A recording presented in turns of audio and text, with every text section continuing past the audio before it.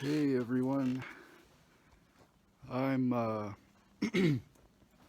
decided I'm gonna make a video where I talk about Dark Souls, but we're gonna go outside for a walk and do it because it feels fitting for the subject matter, and I'm not gonna have the mask on during it.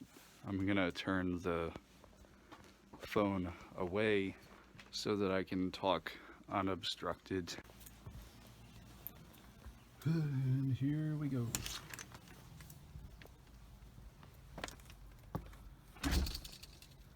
It's kind of late in the day right now. Neighbors coming up the driveway.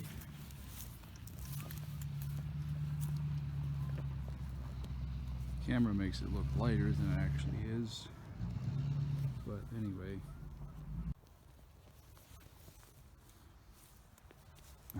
So, to preface this video, I'm not what you would call happy. That's my chicken shed over there. And as of a couple weeks ago, it is now vacant. I have no chickens, and I've had chickens since I was in elementary school.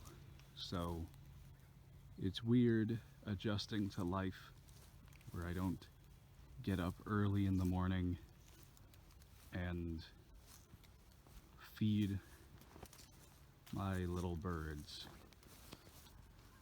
Between that and a couple closely timed inconveniences and disappointments in life, not exactly the best time. But now that that's out of the way, Dark Souls. Now, right now it's dark outside. There's no leaves on the trees, and really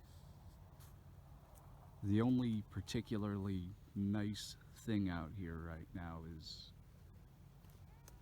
is just this cat.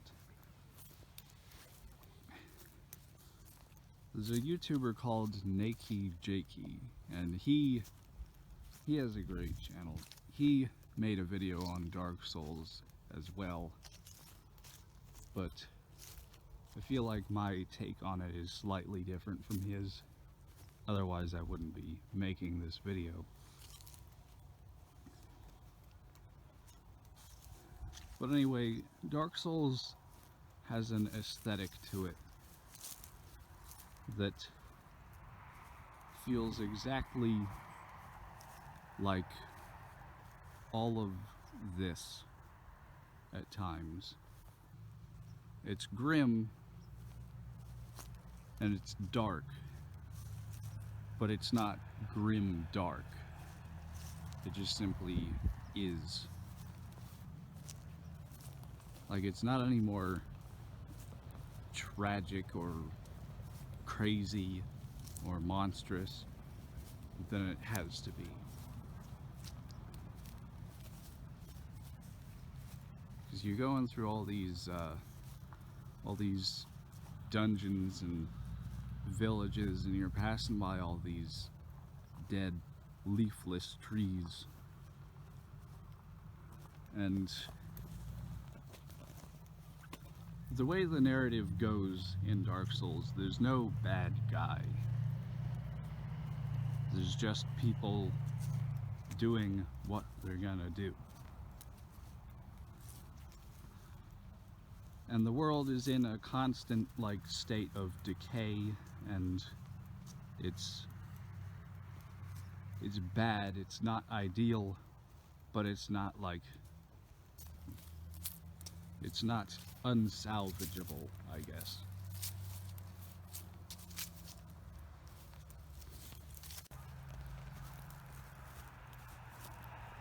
Anyway, I like the ugliness of Dark Souls, as well as the detail in which it's created.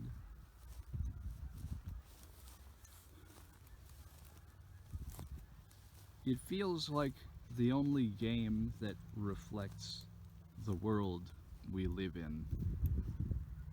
in perfect detail. Rather, I feel like it's the only one that runs parallel to our world. Because it's like, well, again, it's not excessive in its darkness. Like, you have things like, you know, husks of people with sagging skin, wrinkly bits and all that. But, you know, you have the same thing at times in this world, with like terminally ill people, and every once in a while when I was younger, I'd be walking around in the trees in my best friend's backyard, and there were some animal skeletons. And so Dark Souls reflects that constant state of decay.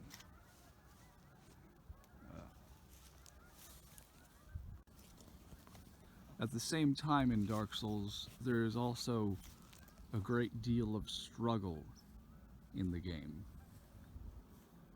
Like, it's renowned for its difficulty. And such as in life, you know, things are difficult, and at least for me, I find things don't really go according to plan ever. I think I'm gonna get the job, but I don't. I think I'm gonna get the girl, but I don't. Really, the only thing that goes right is my drawings and my videos, because I make them. Just as in Dark Souls, it doesn't really get easier. You just get better. You get better equipment and assets, and you upgrade your stuff. And then you confront the problems that you're faced with more readily. And there's a certain beauty in that. Some people can go through the whole game with a level 1 character.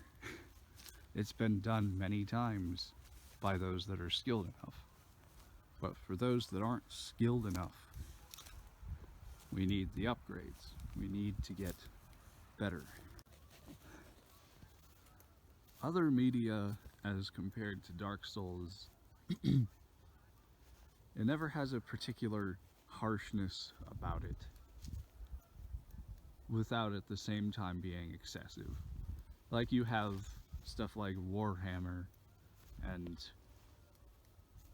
basically every grand scale fantasy universe out there, with atrocities being committed, and they're just so inconceivably massive that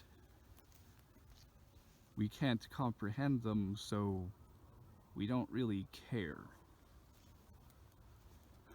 But Dark Souls is full of little tragedies, I guess. Like, sure, the entire world is in decay, but you are shown the plight of the world through rooms in houses and castles, with its environmental storytelling. And it's done just so well, and you can really feel it. It's very immersive.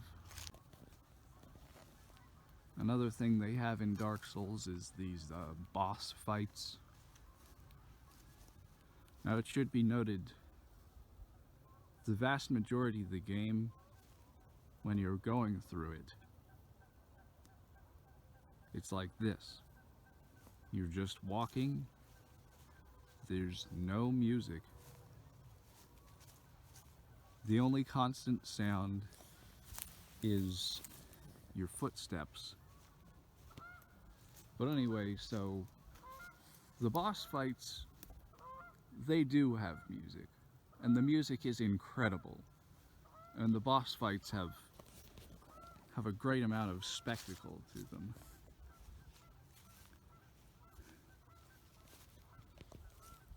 So the boss fights kind of exemplify not necessarily the high points of your life, but the most crucial parts of your life. Because the boss fights are also the most difficult parts of the game, as are crucial parts of your life.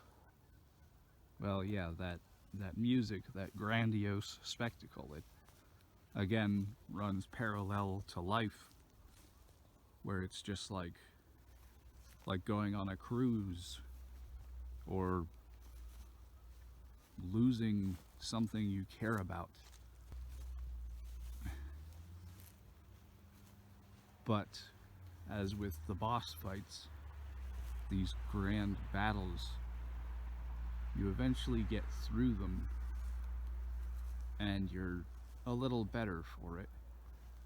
I mean, if nothing else, you've just moved forward. And, you know, that's what really matters, is progressing.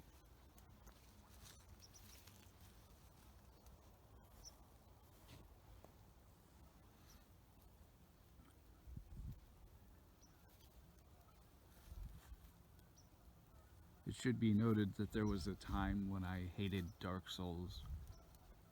I dismissed it as garbage, and the difficulty in it was just artificial.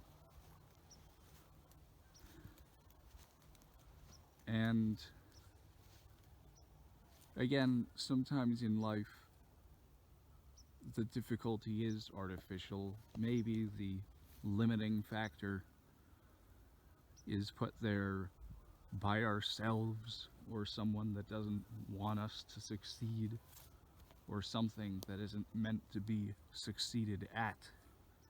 Like, you can't get every promotion, you can't succeed at every opportunity. Sometimes it's just about working with what you have. Sometimes you have what you need to get past the great obstacle in the game easily, and sometimes you don't. Anyway, I'm starting to ramble here, so I'm gonna try to wrap it up. The last thing that I'll talk about is the bosses in the game. Not in terms of difficulty, but in terms of character and what they are.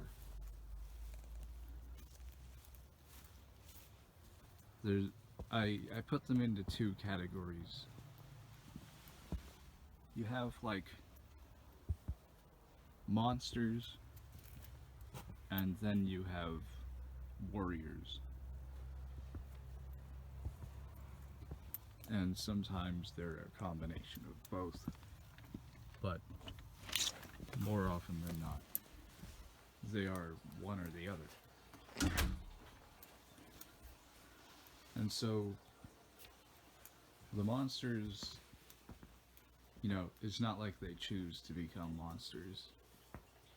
A deer doesn't choose to be born a deer. They're just products of the world around them. But then, the warriors that stand in your way and block your path, they aren't really doing it out of like malice or anything. More often than not, it's just for like honor or to protect something they care about. And I think that's really cool that there's no like mustache twirling villainy or anything going on there. There's just, this is what I'm doing, here's why I'm doing it.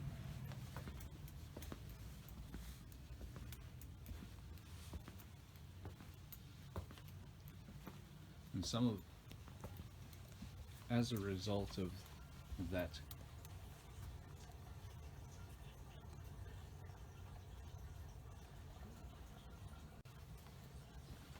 but yeah, the storytelling in the game is just stellar. It's exceptional. It's subtle and loud all at the same time.